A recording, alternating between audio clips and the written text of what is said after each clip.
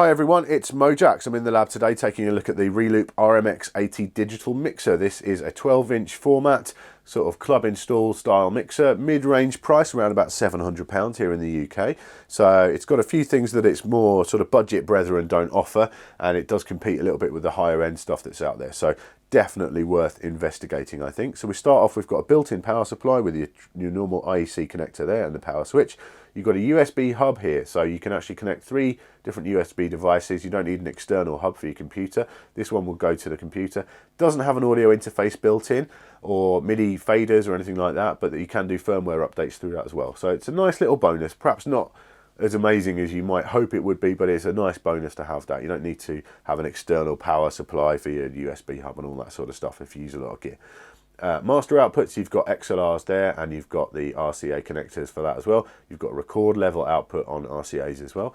You've got the booth output over here on 6.35 jacks, and the send and return loop for your effects also on 6.35. Get to the channels themselves. Before we do that, we've got the Kensington lock slot. Now you might think, well, this is a big old mixer, no one's going to walk off with that. Well, that has happened to me. A few years ago I was DJing at a pub. It was an after hours thing in London, and the guy come over, he said, "Hi, I'm the sound man, we're having some problems with the mixer, we just need to swap it out." So off he goes to swap out the mixer and never came back. So, you know, don't take that too lightly. If you're in a dodgy area, some shady people around, it's worth having one of those Kensington locks in your bag just in case. Now, the channels themselves have all got these control inputs. That's the little mini jacks which will let you do fader start with compatible CD players. Channel 1, you've got CD and line inputs. Channel 2, you've got phono and CD, and that has got, each of these two there have got their own grounding posts. You don't really need 2 grounding posts, but it makes it a lot easier rather than trying to do 2 decks into 1 grounding post, which can be a real pain. It's nice to have 2 separate ones there. So they're both phono and CD switchable. Channel 4, then you've got 2 lines, you've got a CD and a line level as well. So fully featured in terms of inputs and outputs. Let's move on to the main panel on the mixer and show you around it. Okay, so let's take a look at the main control surface on this thing. So let's fire it up. First of all, you can see the pretty LED light show as it boots up. There it goes. And we'll work our way from left to right across the mixer, give you an idea of what's exactly on here. So first of all, you've got an auxiliary input, stereo line level input there, and a combo XLR and jack socket for your microphone. And that's switchable there between the aux and the mic, and that's the volume control for those two. You've also got the mic 2 level as well, which is the input that's on the back, and then the EQ, which is just high and low EQ, nice and simple, on, off and talk over for the mic as well. You can cue that as well. So this really is a fully featured aux input, if you like. You've got EQ, you've got Q, you know, you can cue it. So that's a nice little extra, especially if this thing's installed somewhere and you can't get at the back panel. If you've got something to run in the front, you can have a lot of control over it. Split cue on or off, and this is quite cool. You've got the EQ for the cue signal. So basically it's a 1 knob sort of thing. So it's like a tone control. So you can go from fully high end, nicely just regular signal in the middle, and then fully bass. So depending on your headphones, on the environment, or just your style, you can choose whatever you like there. Cue mix between the cue and the master, and then your cue level there. You've got the 6.35mm headphone socket on the top, and there is a 3.5mm one on the front as well, which I'm currently running into there. Moving on to the channels themselves then. So I've got a loop running through here, so I'm just going to turn that up. Let's cue the master so I can hear what's going on. There we go. Right. So basically we've got your standard level. So you've got the fader, quite nice long faders for smooth blending, which is really good. Each one is assignable to either the crossfader A or B, or not through, you know, the through setting, so it's not going through the crossfader at all. You've got these filter knobs on each channel. Now these are pretty cool. You've got a nice filter in and out, so high pass that way, low pass that way.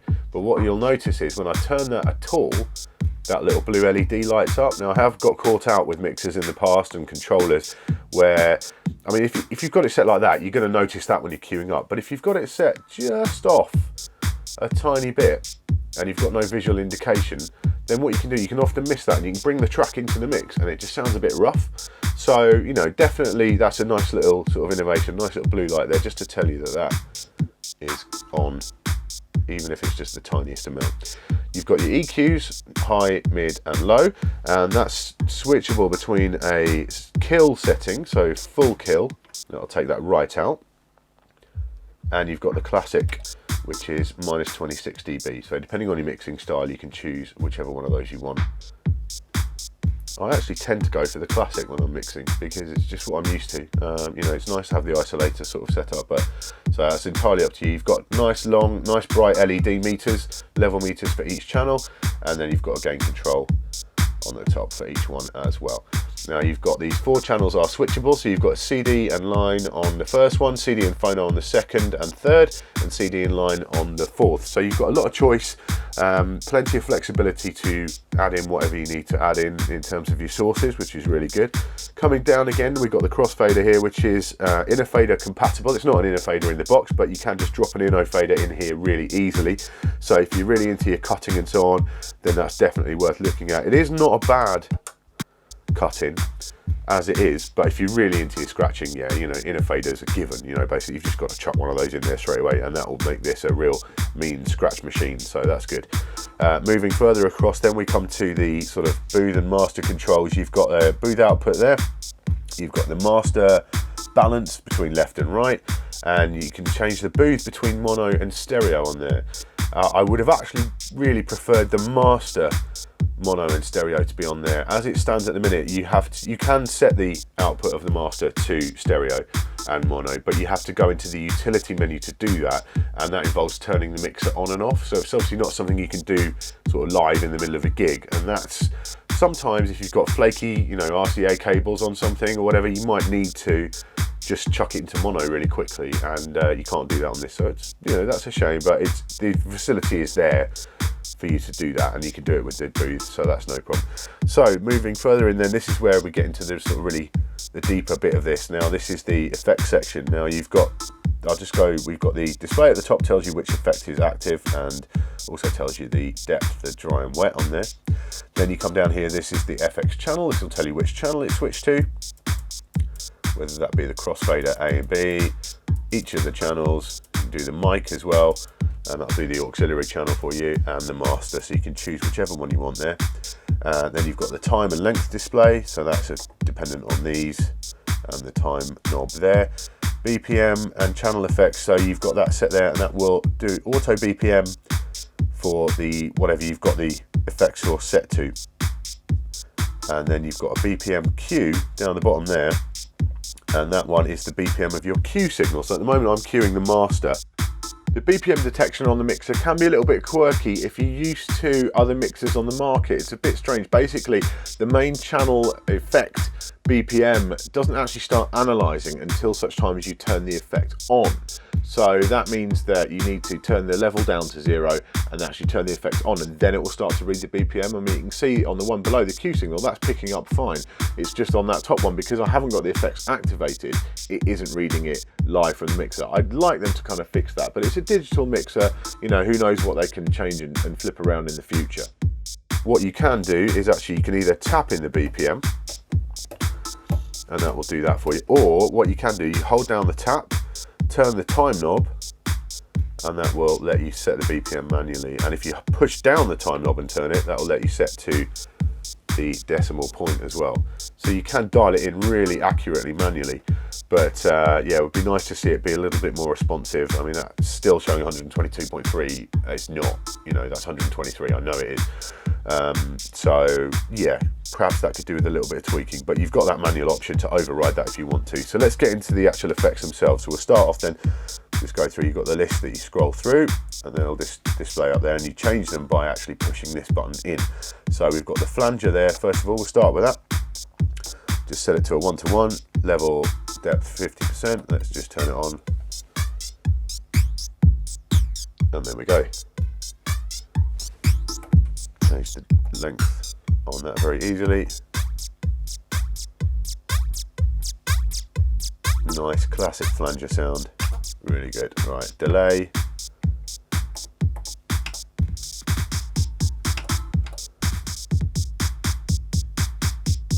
Yeah.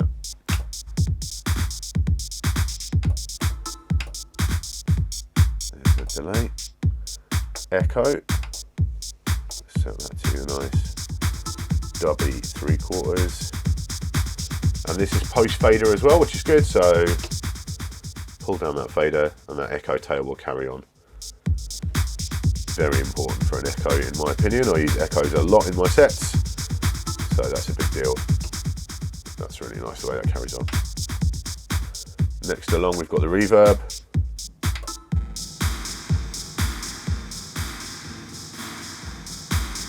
Nice solid reverb. Transformer effect.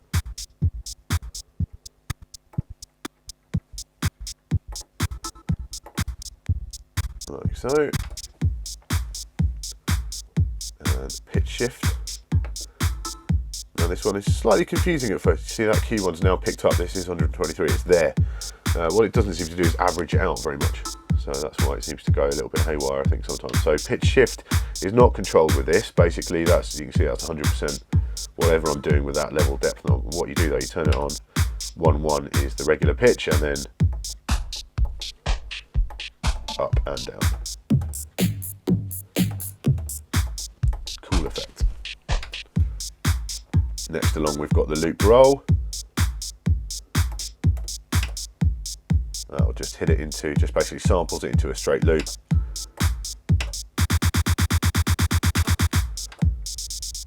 And you can fade out of that with the dry wet control. You see it's 100% when I'm halfway up the knob there.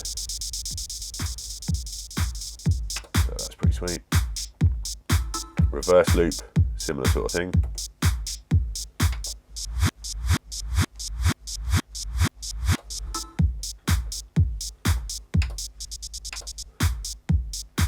And then the noise effect.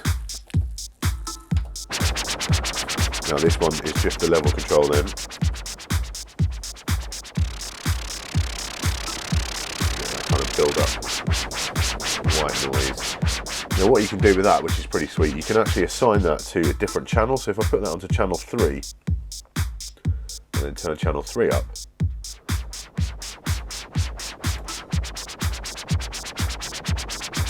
and I can actually effect that separately from the track that's playing. If you throw that in there, you can EQ it and everything else.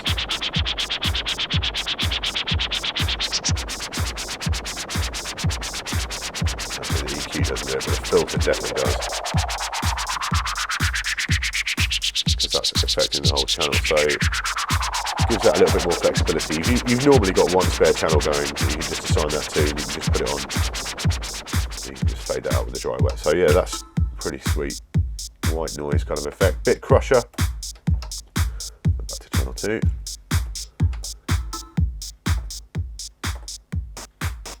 And that will gradually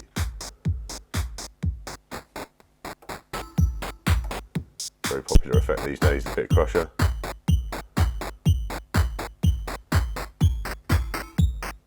Change all of these, you can just adjust manually as well with this time knob in here. There we go. And the gate effect, give it that kind of pumping sound, bit like a gated compressor. Could sound really good with instrumental stuff. Tape delay, big fan of delays and stuff myself, so I like this one. Go in for some really dubby stuff like that.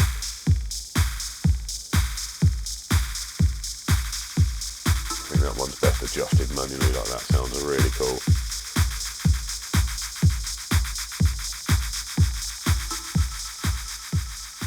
And again, that's post fader. Really dub your stuff out, so that's wicked like that one. And then finally you've got a send and return there as well. So there we go, that's your effects section, really kind of comprehensive. If you're used to other brands, it might take a little bit of getting used to, but you know, it definitely is comprehensive, and once you've got the hang of it, you'll definitely be enjoying that a lot, I think.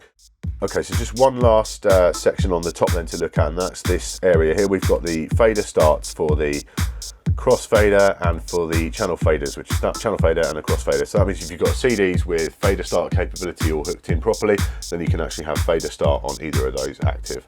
if you want. You've also got continuous curve controls for the up faders and for the crossfader, so you can go from your smooth gradual mixing curve right up to a sharp cut in whatever sort of precise amount that you want, which is really good, and the same sort of thing for the up faders. So there we go, that is the RMX-80 digital mixer from Reloop. Now that is definitely a contender in its price range. It goes for about £700 here in the UK, and there is a lot of competition for your buck when you're talking about a 4-channel install style mixer, you know, this 12-inch sort of format. But I think this is definitely one that's worth investigating. A big ticket item like this, if you really can, it's worth demoing it for yourself just to see how you get on with how it feels and how it functions. It's all well and good like watching the videos, but yeah, you really need to get your hands on and see how you think. I mean, it's really well made. Everything feels nice and solid and sturdy, which is what you want. There's a few quirks with like their BPM analysis and stuff, but it is updatable. You know, it's a digital mixer, so hopefully they can tweak that in firmware in the future. And overall, yeah, definitely worth considering this one, the RMX-80. So thank you very much for watching. Check out more walkthroughs and tutorials and stuff on my channel at MojaxVDJ on YouTube, and I'll see you soon. Thank you very much for watching. Bye bye.